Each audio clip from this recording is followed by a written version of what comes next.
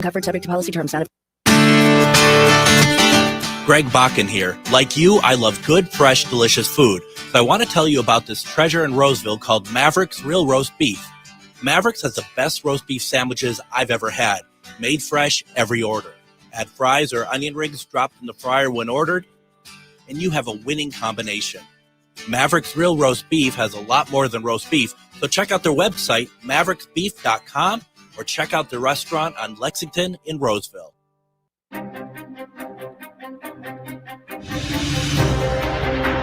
Did you know Ghostbox Radio with Greg Bakken airs 5 nights a week at 10 p.m.? That's 5 nights of talking about ghosts, ufology, Bigfoot, and so much more. We're talking about the paranormal every Monday through Friday with some of the most trusted names in the field. Join us and step into the unknown with Ghostbox Radio with Greg Bakken, Monday through Friday at 10 p.m. Only if you dare. Now at Woodland Stoves and Fireplaces, the Morso wood stoves qualify for a 30% tax credit. Morso wood stoves earned the Nordic Swan Eco Label, Europe's most rigorous environmental standard. Here in the U.S., these Morso wood stoves qualify for the 30% federal tax credit. This is a credit of up to $2,000 off your income tax when you install efficient wood heating. Morso wood stoves are known for elegant Danish design. Made of quality cast iron, this is furniture that radiates heat and warmth. Morso brings the tradition of wood heating into the 21st century. Woodland Stoves and Fireplaces has been selling wood-burning products since 1977. Morso is an important part of our diverse selection of fireplace products. We want to make fire work for you. Let us show you how Morso wood-burning stoves can work in your home. Get in touch with the folks at Woodland Stoves and Fireplaces. They are the chimney and installation experts. Woodland Stoves and Fireplaces has over 35 working wood, gas, and electric units on display at the corner of East Franklin and Riverside Avenue in Minneapolis. Hey, Cudahy to all my friends and relatives in 4 directions. This is Robert Pilot of Native Roots Radio presents I'm Awake. I'm here to ask you for your support. Finding honest Native-centered news is not easy. But with your support, we're able to provide accurate information about Standing Rock, Line 3, treaty violations, and COVID-19 in our Native communities. Please visit Native Roots Radio Network on Patreon and donate if you can. That's Native Roots Radio Network on Patreon. Pinigigi, and thank you for your support. With a look at your AM 950 weather, I'm Patrick Lilia. Partly cloudy tonight with a low of 25, then Tuesday sunshine with a high of 46. Nightingale is your cozy, comfortable neighborhood bar and restaurant at 26th and Lindale in Minneapolis. Come in for the famous Nightingale burger or the ginger tamari chicken wings. View their menu or place a takeout order at nightingalempls.com. Portions of Native Roots Radio may be pre-recorded. It's a good day to be indigenous. Get up, stand up. They are going to become more brutal. Couldn't cut, hit me cut again. Because all the hippies were trying to be Indians anyway. They're going to become more repressive because it's a matter of dollars and their illusionary concepts of power. Hey, Victor. We must live in balance with the earth. And also with recent happenings at Wounded Knee. I am awake. Welcome to Native Roots Radio presents I'm Awake, and I'm your host, Wakanja Hade. This portion of the show is brought to you. Relatives in 4 directions. You are listening to Native Roots Radio presents I'm Awake. I'm your host, Robert Pilot. Hey, we discuss local and national Native news and events. And as you know, Wendy, Native issues are human issues, and human issues are Native issues. This portion of the show is supported by the Native American Community Clinic on Franklin Avenue in Minneapolis, honoring health and tradition. Sorry, I jumped in there a little early. I'm a little rusty. No problem, Wendy. Pinigigi. Hey, we want to get before we get going, give Haley a big shout out. It is her birthday today, and she's off, and she's in DC doing her thing. So just a big shout out to our producer Haley Cherry. And hey, we got Dr. Stately on, and we're always really good to see Dr. Stately and all the great work. And he's the CEO of Native American Community Clinic here in the Twin Cities, Minneapolis, and on the Franklin corridor, the Native American corridor in Minneapolis. So, hey, welcome, Dr. Stately. Bushu, thank you so much. I appreciate it. So we should get going here. We got a lot of stuff going on. We got, I guess Super Tuesday is tomorrow, and we got to get out and Mhm. vote. And I just got to tell you a quick story. We were reached out by the Biden administration to have Kamala Harris's husband on today, and we have to have him on tomorrow. So it's just like you got to be flexible, right? Yeah, that sounds awesome. Yeah, Doug Emhoff, who is known as the second gentleman, was supposed to be on tonight, but he will be on tomorrow. Yeah, that's awesome. Yeah. So they must have heard that you were on the show on Mondays and wanted. They didn't want to And acquiesced. They didn't want to go up acquiesce. against you. They didn't want to go up against you. You're one of our best, at least top 5 guests we have on each week. Oh, you're sweet and kind. Thank you.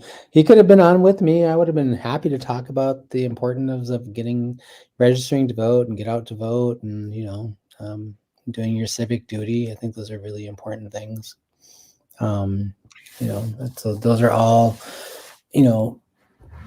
critical things to do. There's never been a more important time for us to sort of engage in the our civic responsibility and vote and make our voices heard. I have plenty of relatives who are all like, who are like the salty bunch. They're like, well, my vote doesn't matter, my this, my that, these kinds of things. And I said, well, that is, your vote won't matter at all if you don't vote, if you don't cast it. You can't say like my thoughts and my ideas and the way I feel doesn't matter if you don't engage in the civic process. Like at the bare minimum, cast your vote, cast your ballot. But I don't know if it's because of my father being a strong union person, but I've voted every presidential election since 1980. I was 19, and just because he did, and there's a thing out there too. If you start voting when you're young, you will pretty much remain. Vote it for forever. Yeah, I think that's true. I think that there's a little bit, I think, of responsibility that we have as elders and sort of kind of helping our young ones understand the reason why it's important to vote.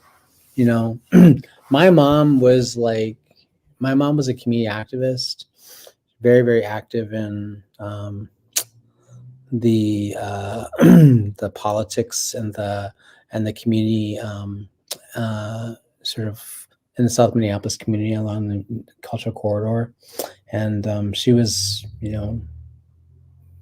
she was deeply involved in the the creation of AIM and, supporting that initiative and a lot of the other things that are going on in our community. She was like, she set an example for me about how to be civically engaged and how to be, what's expected of you in not just leadership, but being a member of a community, right? I think some people think like, oh, well, you have to be a leader to do these things, go to caucus and, go to city hall or the state government and those kinds of things to sort of voice your opinion. But, those tools and those strategies are open to every single, citizen of Turtle Island. It's a good time to remind people, I think, too, that you are a citizen of your nation, but you're also a citizen of the city or the county and the city or the town and the county and the state that you live in, and a citizen of the United States. Think about the 4 or 5 sort of responsibilities that you have and opportunities that you have to sort of kind of weigh into shaping the things that go on in and around you and that impact you and your family and your community. There are a lot of places around the world that don't have that level of sort of engagement and the ability to sort of kind of have your opinion heard. We as Native Americans haven't, and we've had to fight for the vote, and the women. We've only had it for 100 years. Right, and the women vote too, Wendy. I mean, the Republicans seem like they want to turn back the clock and make America great again. And I think they're talking like the 1890s now, what they think is America great. Mm-hmm. Yeah. I'm shocked and surprised that, well, I'm actually not shocked and surprised. Like, I would imagine that MAGA and the Trumpsters would try to use that Cher song, "If I Could Turn Back Time," and go back to the times. I'm pretty sure that she would shut that down fairly rapidly if they tried. But how about I think that song came out. He was an Indian then, I think, when that came out. She was not. No, she was not. That's not true. No. Yeah. I don't really know where the narrative about that came from. I think there are people that thought that maybe I think it's you're just sometimes a victim of what do you call it, rumorhood when you're a star. You should know this. You're a little bit of a media star. People probably make stuff up about you all the time. I think I actually have heard a salty, like an interesting rumor or two about you. But the point being is that here, I think the thing that is disturbing to me. So I've been in a couple of different conversations with some people who are my age, some people who are just the generation after me, and then some young people like you who are in their early 20s and mid, early 30s. And I've heard time and time again, people that I actually love and care a lot about say things like, Biden's, he's old, he's this, he's that, he messes up, in his comments sometimes, and he's too old to be president, he's too old to this, and we need somebody young and new and vital in leadership. And I'll look at them and I'll be like, what are you talking about? We're Indigenous people. Who holds the reins of leadership in our communities? Right? The elders. And who do we consider to be wise, thoughtful, intentional, not impulsive, all those other things, right? These are our elders. And so one of the things that I just am always surprised at is when I hear people make that comment. I don't expect it from Indigenous people, but I expect it from non-Indigenous people because they have a different value set, I think, around elderhood. But I would expect our relatives to be a little more thoughtful. Well, here we're with Dr. Stately, and we're talking pre-Super Tuesday politics here on Native Roots Radio. Really appreciate it. And this is Native Roots Radio, and we'll be back after this short break, Wendy. Stay with us. We are your relatives. We are your relations. Brothers, sisters, sons, daughters. And some of us are your grandchildren. We are your community. Historically, we held places of honor and respect. Because of the impact of colonization, some of us are rejected, thrown out from family, friends, and community, set up as targets for sexual violence, sex trafficked, humiliated, tortured, and murdered. Everybody has the right to be safe. We are your relatives. Remember, homophobia is not traditional. Sponsored by the Minnesota Indian Women's Sexual Assault Coalition. The city of Minneapolis is now on Native Roots Radio with Minneapolis AIR. AIR stands for American Indian Relations. Guest host Christine McDonald talks to people about important things affecting the city's Native communities. Minneapolis AIR dives into topics like public safety, public health, elections, and so much more. Tune in to Minneapolis AIR on Native Roots Radio from 5 to 6 p.m. on the second Wednesday of every month, right here on AM 950. Is your remote workforce putting your company at risk? Cyber criminals are targeting your employees with COVID-19 inspired emails and attacking businesses like yours. Hi, Mark Sommerfeld from Rymark. Rymark has the tools and expertise to enable your employees to work securely from home. If you need help getting your staff to work remotely and securely, call 651-328-8900 or go to rymarkit.com. That's 651-328-8900 or rymarkit.com. Greg Bakken here. I've told you about the out-of-the-world roast beef sandwiches at Maverick's Real Roast Beef, but I haven't told you about their Philly steak sandwiches, turkey bacon avocado sandwich, BLT, crispy chicken, fish sandwiches, brisket, or pulled pork. Okay, you get the idea. They make a lot of delicious food to the same standard as their famous roast beef sandwiches, and now I'm starving. I'm going to go to Maverick's Real Roast Beef off Lexington and Roseville, and you need to go too. Check out their menu at mavericksbeef.com. You're listening to Native Roots Radio. This is Spirit from Reservation Dogs. Get up and listen.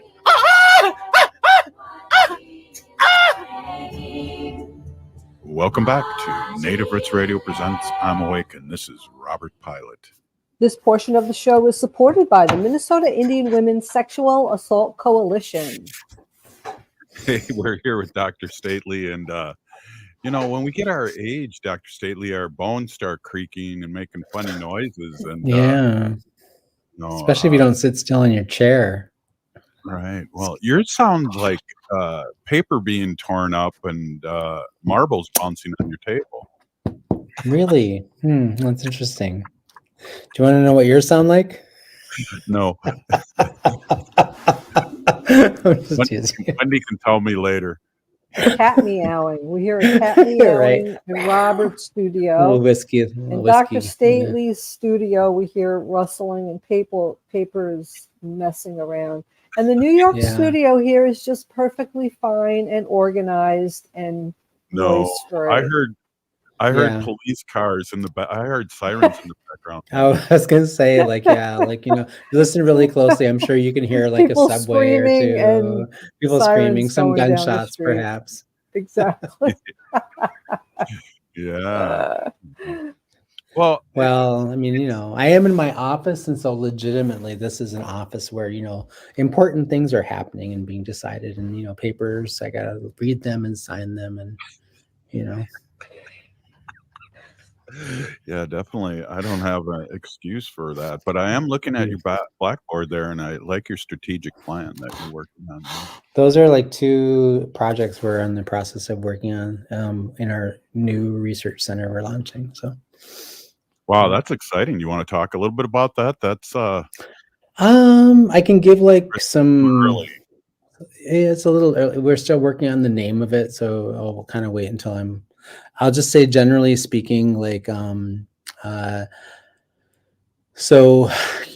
is the year after many years of sort of looking for resources to do it and a few other things and talking about launching a research center. I was having a conversation actually with somebody not too long ago, a colleague of mine, and I was saying I think I'm going to try to launch a research center and research a community-facing one, a community-based, Indigenous-led, Indigenous-centered research center that sort of is a resource to NAC, because we have a lot of work we do here that we farm out a lot of our evaluation. And also the other part of that is that there are a lot of organizations in our community that need good sound evaluation and research. And when we don't take the responsibility to lead that work as Indigenous people, and we rely on non-Indigenous people to lead research for us, sometimes the narrative and the story gets sort of a little bit distorted, and I'm saying that kindly. And I think it's time for us to sort of write our own story and write our own narrative and be the creators of that narrative, and that we're doing the storytelling and the information sharing justice, because data is a powerful tool. Data is there are a handful of things that people are going to fight over at the end of the world when we go into these bloody battles at just before Armageddon. They're going to fight over land, water, food, and data. Money isn't even going to be in play here, right?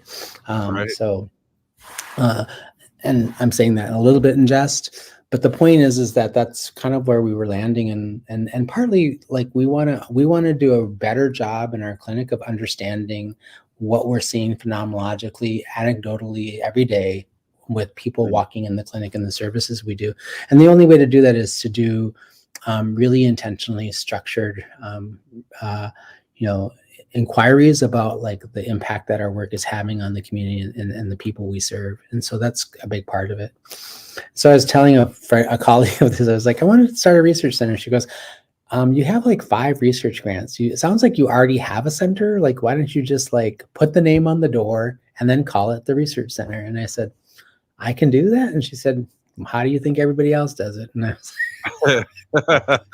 was like, oh, well, there you go. There you go. It's just like, all you have to do is give me a little bit of permission and I'm off and running. So Wendy, did you ever do any research when you were a pharmacist?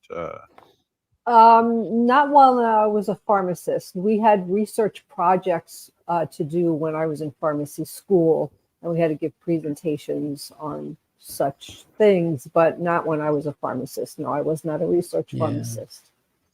So you can tell a little bit by like some of the writing in the background. Like NAC is, kind of unapologetically in our Indigenous way, like owning some of our things, and we're like, we're centering culture and traditional healing and cultural healing practices in a lot of the work we do, both within the clinic and also out in the community. We support a couple of different community ceremonies that happen monthly, a full moon ceremony for young women and women at Little Earth, and then we also do a cedar ceremony every single month as well on the first Thursday of the month. And so that one's coming up this Thursday at MIWRC. And these ceremonies are important. It's important to us that, especially within an urban area, that we have access to the things that our ancestors have always found to be helpful and healing and sustaining for who we are as Indigenous people. And we don't often have the access to those things. And so it's really been a big piece of our work at NAC to be able to make that available to not just our patients, but everybody in the community. And so part of what we're doing with our research center is we're taking a look at like the understanding that better, trying to assess and determine, what parts of that process are really helpful when it's integrated into a Western medical clinic. There isn't a lot of people that are doing that research, and we are 5 years into this process and we want to understand it better. So that's a big part of what we're doing. And then we're doing also some larger research studies that we're a partnership with collaborations we're in. So I don't really understand what research and so research, would that be like kind of like surveying constantly and then understanding what you're surveying, or is it medical? Well, research is a broad category. So like, like one of the ways one of the most profound and fun, I feel like I'm in New Jersey all of a sudden. Yeah, Long Island. Long Island, yeah, right. I'm on mute, by the way. Just saying. Well, let's just say, I was gonna. So research has a broad sort of like structure, includes all kinds of things. But one of the things that a particular form of research that I really love and I feel really close to is qualitative research, which is really sort of kind of listening to stories. Like you ask people, folks from a specific population or a specific group, or a group of people that are impacted by a certain kind of condition or situation that you're interested in understanding better, and you sit and you talk with them. You ask them questions that get them talking about their experience. I specifically also like really to do like in qualitative research, I like to understand. I like to use that methodology to specifically understand like things like the life course of something, or the trajectory of like how a condition or a person got from A to B and to Z. Like there's some really important reasons to use qualitative as well as quantitative research. So I do a lot of mixed methods research, which is what that's called when you use qualitative. So collecting hard data, survey data, or epidemiological data or something like that.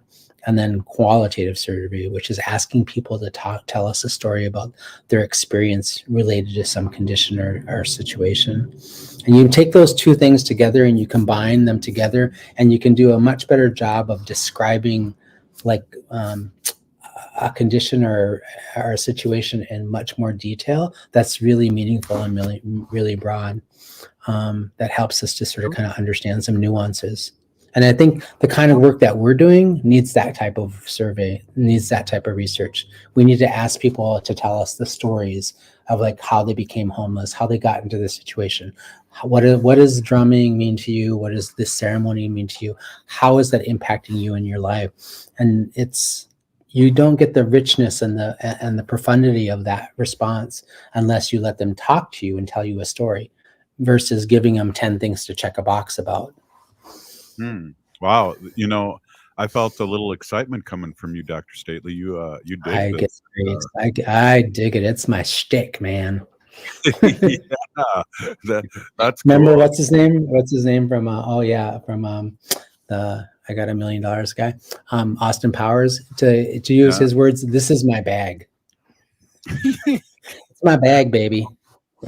Oh man, definitely. But yeah, that's exciting, and that's needed research, especially with what we got going. We still have things happening in the community that just astonished me. I had a relative reach out of the death of a cousin that could have been stopped, and they're meeting with the police department tomorrow and the mayor's office, and it's still happening. So it's very sad, and sometimes we wonder what year it is and what we're doing here, but we do need this kind of research. Yeah, we need to understand better the lived experiences of people who don't have voice, right? And so research is one way that we kind of give people an opportunity to give voice to the conditions of their lives so that we understand them better and give them a path to also tell like what their experience is like. So there's a lot of benefits to it. Definitely. Wow. I'd like to hear some more. And then I also heard rumors that you were at Bear Grease this weekend. I'd like to hear what you thought about that. Did you get your anti-spanties? No, but I'd like those dolls. I wanted to get one of those dolls, but that's another story. Hey, this is Native Roots yeah. Native Roots Radio presents I'm Wake, and we'll be right back after this short break. Stay with us. Life can be hard. Sometimes it feels like there's no answers, like there's no way out. Hennepin County's COPE Mobile Crisis Response is here to listen and help you find a way through whatever is going on in your life. Call 612-596-1223 for no-cost crisis support anytime, anywhere in Hennepin County. That number is 612-596-1223. Doherty Family College at the University of St. Thomas is your pathway to a bachelor's degree. Located in downtown Minneapolis, Doherty Family College offers an affordable education that includes free textbooks, a laptop, meals, career coaches, and a Metro Transit pass. As a full-time Doherty Family College student, you'll benefit from mentorship from St. Thomas faculty, along with paid internships and support from Minnesota's largest private college. Ready to turn your dreams into reality? Apply now at dfc.stthomas.edu. Doherty Family College. Your journey to success starts here. Minnesota has the only original wolf population in the continental United States. And 80% of Minnesotans believe the wolf should be protected. Howling for Wolves is asking Minnesotans to respect our true wildlife manager, the wolf. Their survival is critical to our ecosystems, our communities, and even our economy. As highly intelligent animals with strong social bonds, Minnesota wolves deserve to be protected and admired. Learn more at howlingforwolves.org. Let's live and let howl. Cafe Latte offers made-from-scratch soups, salads, sandwiches, and mouth-watering desserts. So come check out their pizza and wine bar, or get a treat from the bakery made fresh daily. Plus, you can still do online ordering and takeout, along with gift cards. Just go to cafelatte.com and choose from their ever-changing selection of award-winning salads, sandwiches, and soups. Cafe Latte is located off Victoria and Grand and online at cafelatte.com. Hey, it's Patrick for Zero Res. Believe it or not, it's already time for spring cleaning. I know we didn't have much of a winter this year, but you have been inside all of these last few months, and you should think about the dust, dander, and bacteria living and breathing in your carpet, upholstery, air duct, and more with nowhere to go. There's only one real way to get all that gunk out of your home, and that's with my cleaning heroes from Zero Res. This month, get 3 rooms Zero Resified starting at just $129, plus take $75 off an air duct cleaning and 20% off upholstery cleaning. With their no residue difference, it's what separates us from the competition. You owe it to yourself and your family to breathe happy, healthy, and clean. Call Zero Res right now at 9520-RES or go online to ZeroResMinnesota.com and ask for the AM 950 special. Back order forward spells the same. Zero res. You want to feel important. You want to be part of something bigger, something that matters and that you can help change things. You want to feel like you belong. We felt that way too. I'm Sergeant Michael Tislin from Chaska, Minnesota, and that's why we did something about it. We aren't just Minnesota Army National Guard soldiers. We are people just like you, and together we can make a difference. Take on your legacy. Visit nationalguard.com/MN to find out more. Sponsored by the Minnesota Army National Guard, aired by the Minnesota Broadcasters Association and this station. With a look at your AM 950 weather, I'm Patrick Lilia. Partly cloudy tonight with a low of 25, then Tuesday sunshine with a high of 46. Nightingale is your cozy, comfortable neighborhood bar and restaurant at 26th and Lindale in Minneapolis. Come in for the famous Nightingale burger or the ginger tamari chicken wings. View their menu or place a takeout order at nightingalempls.com.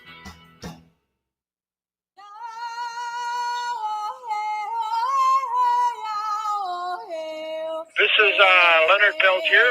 I am in Coleman 1 U.S. Penitentiary, and I'm listening to Native Roots Radio.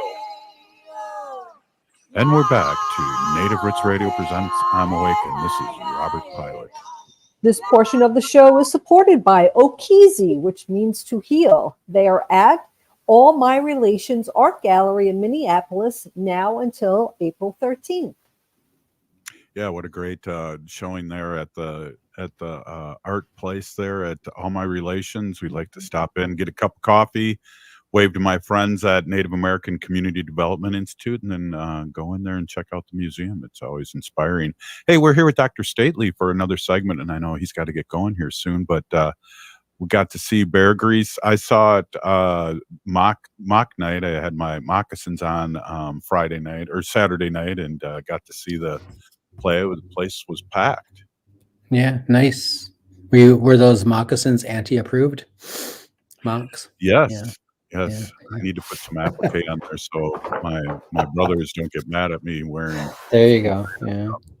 No, it was awesome. I was like, I made, like I had to do like the thing with my kids. Like I told them, like, hey, we're going to St. Paul.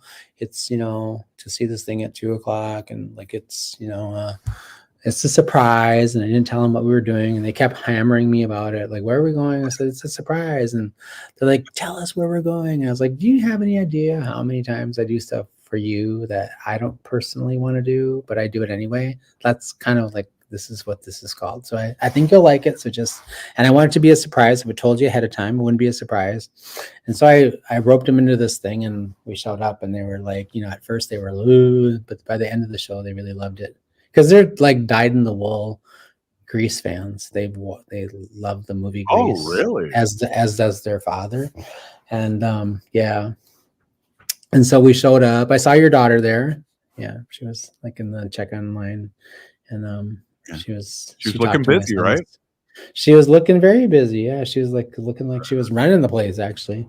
Yeah, and I was like, and it was good to see her. And I told her, I said, like, tell me who plays Rezo, because I'm gonna like go and find her like backstage, and I'm gonna put something in her like drink so that she like gets knocked out, and I have to step in and play her because this is my favorite character in Grease.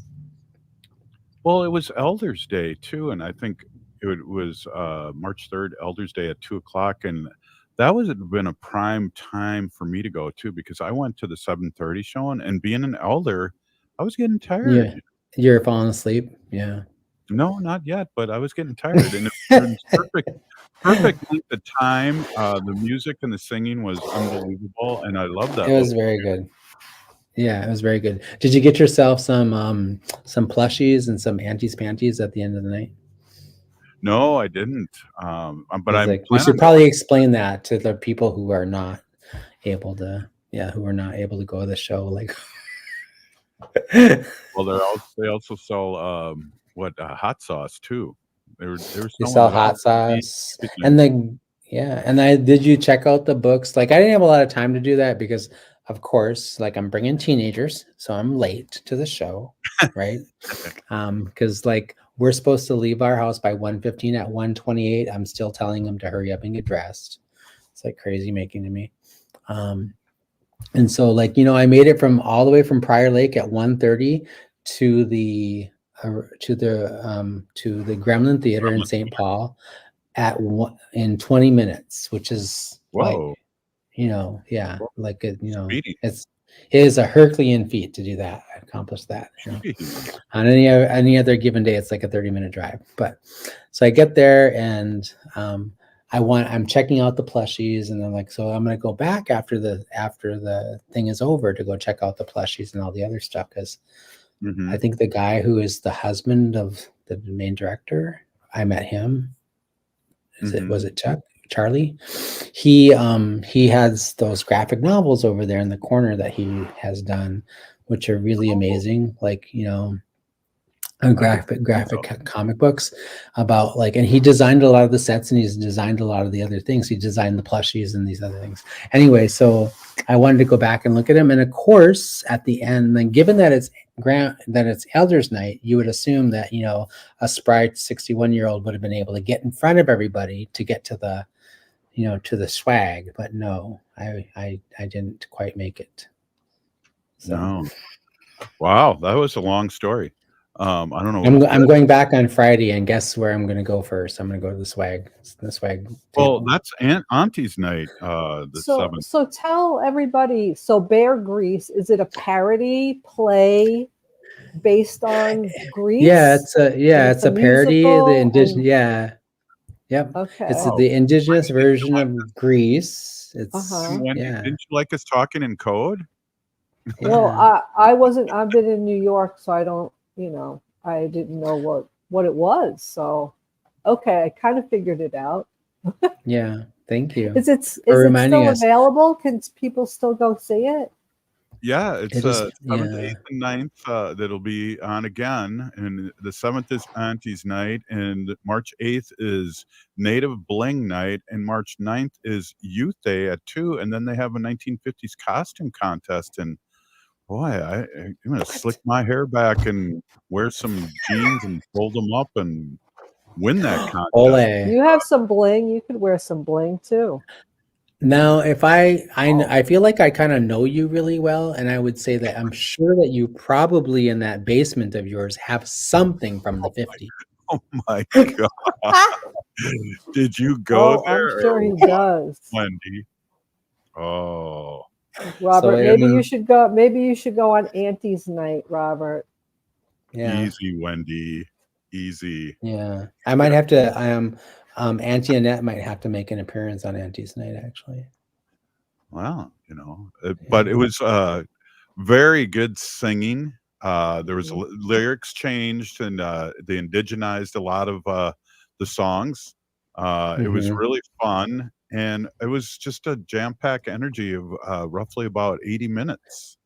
Yeah, I was laughing so hard. It was so amazing. The comedy and the comedic timing of things is so funny, and it's just like the change in some of the lyrics.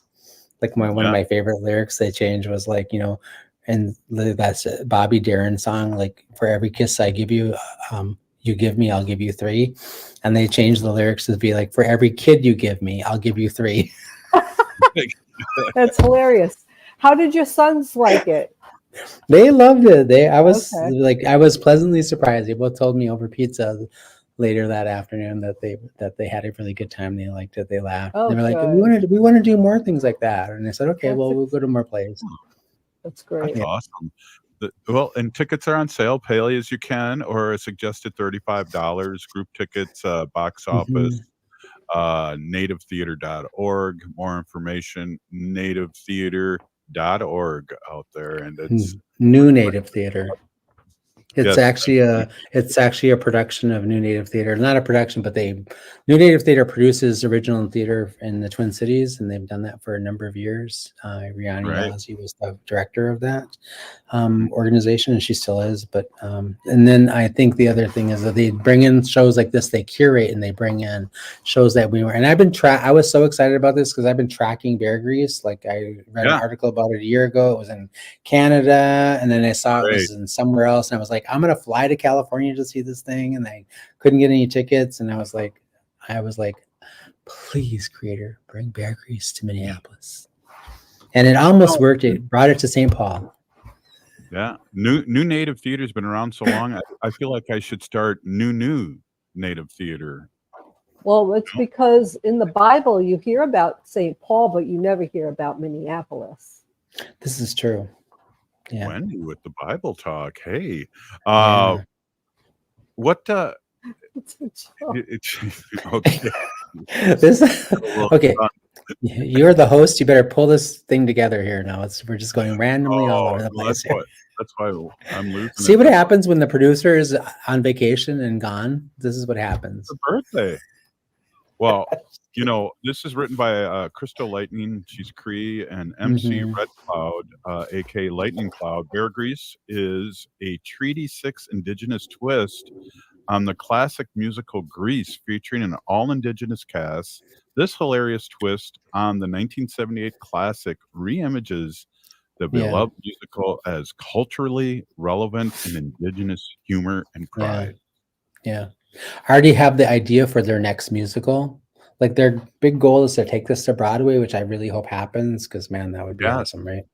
But I was like, what you really need to do is you need to remake Mean Girls and have it be like, Salty Aunties, the Salty Aunties, and do a musical version of like Mean Girls, but have it be Salty Aunties and Yeah, we get it.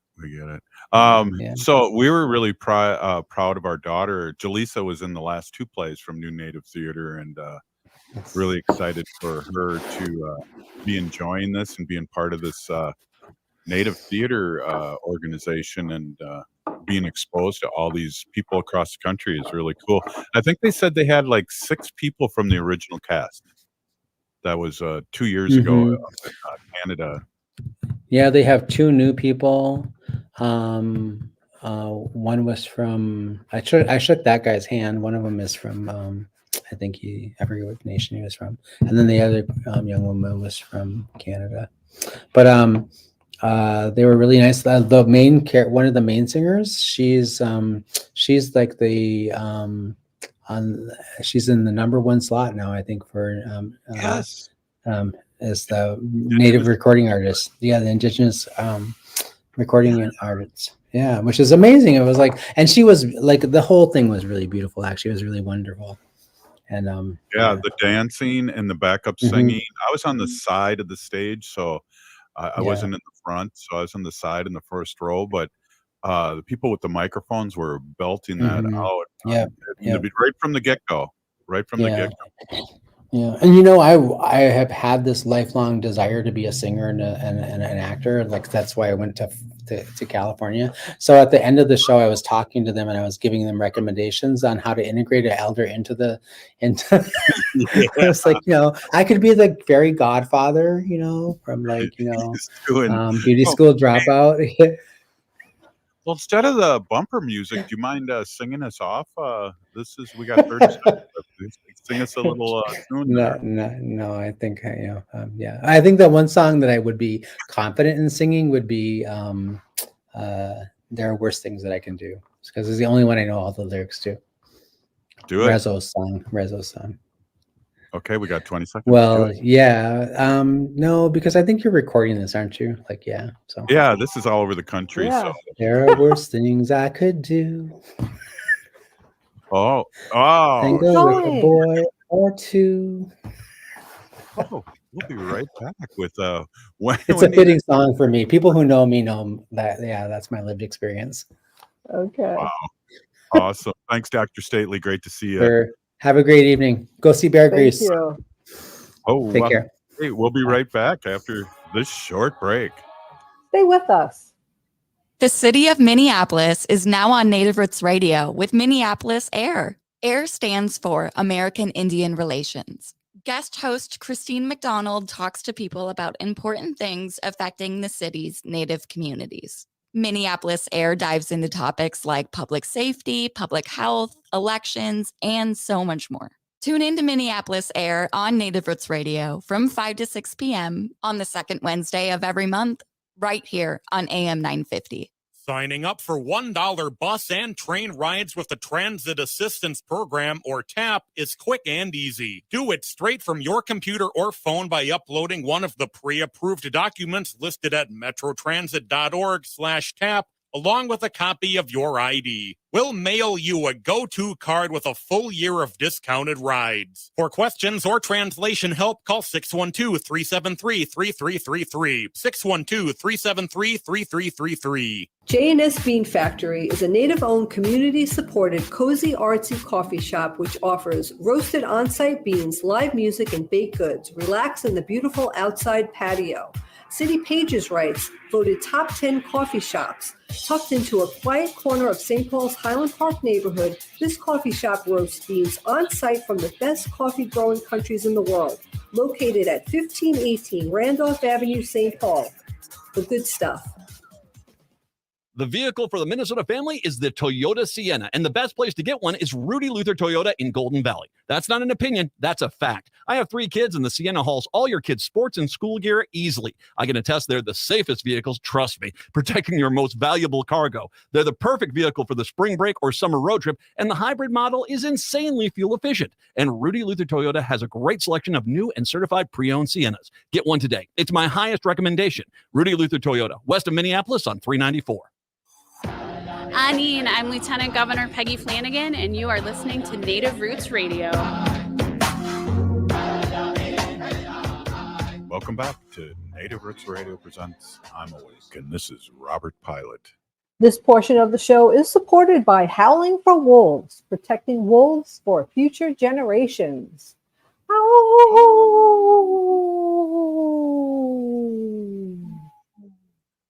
Well, that was fun with Dr. Stately, huh? Yeah, he's awesome. Dr. Stately's the best. He does such good work.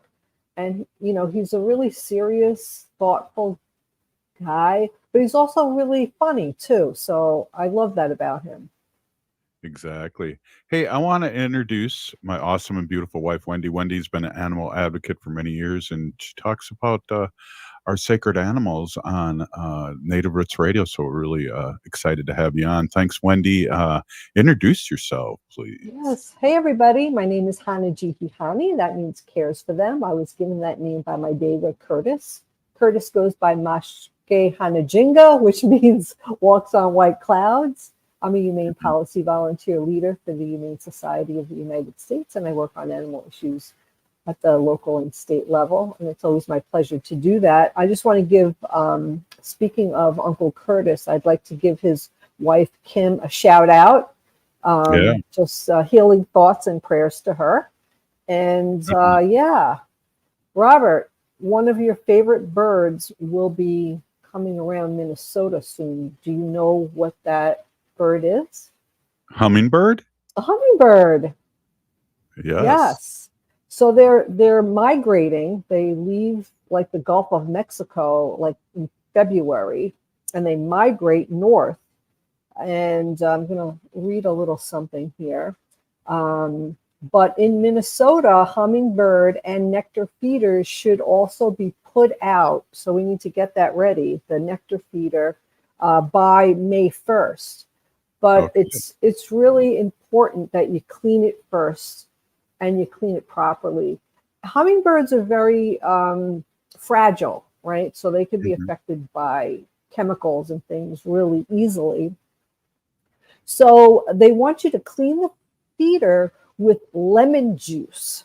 That's all they want you to do is put lemon juice in there. They're saying soap residue is harmful, and lemon juice and vinegar. So lemon juice and vinegar, put some in there, shake it up, rinse it out really good.